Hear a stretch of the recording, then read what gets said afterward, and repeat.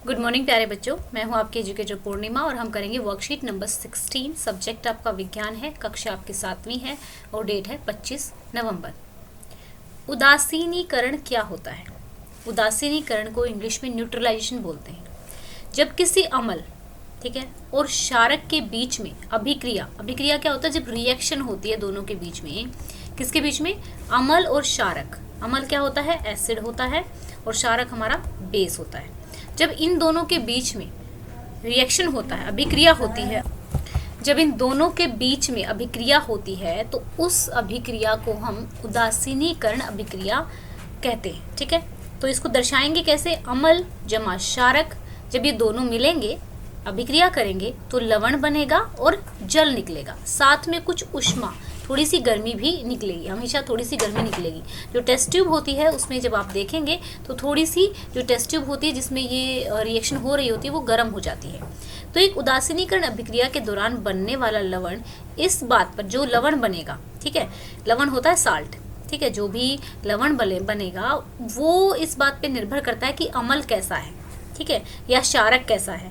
तो जब sodium hydroxide और हाइड्रोक्लोरिक एसिड को एक साथ प्रतिक्रिया करवाते हैं तो उदासीनीकरण अभिक्रिया होती है और सोडियम क्लोराइड और जल का निर्माण होता है।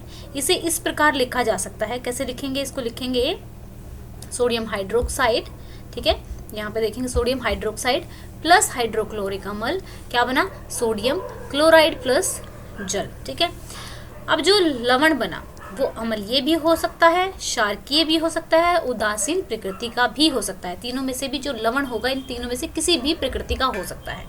तो यहाँ पर हम एक गतिविधि करते हैं, क्रियाकलाप करते हैं। एक किसी पर्क नली के 1/4 भाग को तनु हाइड्रोक्लोरिक अम्ल से भर लीजिए। ये एक रंगहीन विलयन होता है, रंगहीन यानी कि कलरलेस, ठीक है, कलरलेस सॉल्यूशन होता है ये। इसे फेनोल्फथालीन सूचक के 2-3 बूंदे इसमें डाल देंगे, लेकिन फिर भी ये क्या रहेगा? रंगहीन रहेगा, इसमें कोई परिवर्तन नहीं आएगा। अब हम सोडियम हाइड्रोक्साइड के विलयन को एक ड्रॉपर में लेंगे। सोडियम हाइड्रोक्साइड विलयन को हाइड्रोक्लोरिक अम्ल में बूंद बूंद करके मिलाएंगे।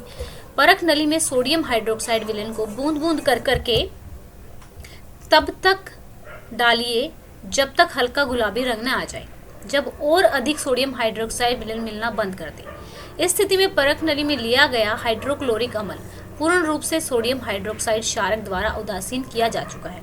इस प्रकार परख नली में उदासीनीकरण अभिक्रिया पूरी होती है। ठीक है, तो यहाँ पे देखेंगे जब ये पूरी अभिक्रिया हो जाएगी ना, तो आपको देखना है कि थोड़ी सी जो आप स्पर्श करके देखोगे तो थोड़ा सा गर्म होगी जो परख नली है, टेस्ट ट्यूब है, ठीक है, परख नली को इंग्लिश में टेस्ट ट्यूब बोलते हैं, ठीक है। टेस्ट ट्यूब जो है वो क्या है? थोड़ी सी गर्म है, ठीक है। तो ये क्यों है ऐसा? क्योंकि जब उदासीनीकरण अभिक्रिया होती है तो उसमें से ऊष्मा, थोड़ी सी गर्मी निकलती है, इसलिए जो परख नली है वो थोड़ी गर्म लगती है। तो उस अभिक्रिया को क्या कहते हैं जिसमें एक अम्ल किसी क्षारक के साथ अभिक्रिया करके लवण और जल का निर्माण करता है, ठीक है। तो क्या कहते हैं उसको? हम यहाँ पे देखेंगे क्या बोलते हैं? उदासीनीकरण अभिक्रिया क्या बोलते हैं? यहाँ पे आंसर में आप लिखेंगे उदासीनीकरण।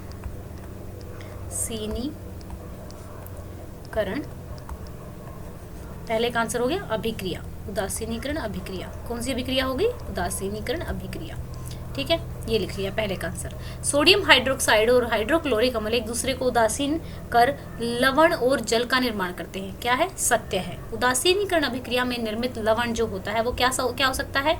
वो अम्लीय भी हो सकता है। यहाँ पे था ना, देखो इस वाली लाइन में, यहाँ पे ये वाली लाइन देखिए, अम्लीय भी हो सकता है, क्षारकीय भी हो सकता है और उदासीन प्रकृति का भी हो सकता है। तो ये तीनों के तीनों हम यहाँ पे फिल इन द ब्लैंक्स में लिख देंगे। आप लोगों को पता होना चाहिए कि आप कहाँ से आंसर लिख रहे हैं, ठीक है। उदासीनीकरण अभिक्रिया में निर्मित अम्लीय,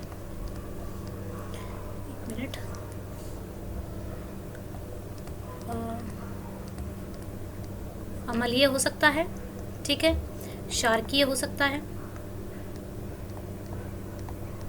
और उदासीन हो सकता है, उदासीन हो सकता है। नेक्स्ट है, यदि हम उदासीन अभिक्रिया के तत्काल बाद परख नली को स्पर्श करें, वह तो गर्म महसूस होती है, तो ऐसा क्यों होता है, तो यहाँ पे लिखेंगे ऐसा इसलिए होता है, ये यहाँ है आंसर इसका, क्वेश्चन नंबर 4 का आंसर ये है, आंसर नंबर 4। ऐसा इसलिए होता है क्योंकि उदासीनीकरण अभिक्रिया में ऊष्मा निकलती है, यह ऊष्मा परख नली का तापमान बढ़ा देती है। ठीक है, ये समझ में आ गया। तो ये थी हमारी आज की वर्कशीट। आई होप आपको अच्छे से समझ में आ गया होगा। कॉन्ग्रेचुलेशंस बच्चों, हम लोग हो गए हैं 93,000 एंड अभी इस वीक में हमें होना है 100 के। तो आप लोगों को ज़्यादा से ज़्यादा वीडियोस को शेयर करना है, चैनल को सब्सक्राइब करना है एंड आज की वीडियो का टारगेट हम रखते हैं 600 लाइक्स का। बाकी अगर आपको अपनी कोई वर्कशीट चाहिए तो आप इस वाले चैनल को, लिंक में डिस्क्रिप्शन दे रखा है, इस पर सारी आपकी 6, 7, 8 क्लास की सब्जेक्ट वाइज वर्कशीट है। एक बार आप जाकर देख सकते हैं कि किस तरीके से मैंने अरेंज किया हुआ है। तो आपको अच्छा लगे तो सब्सक्राइब कर सकते हैं। Thank you, have a nice day, may God bless you.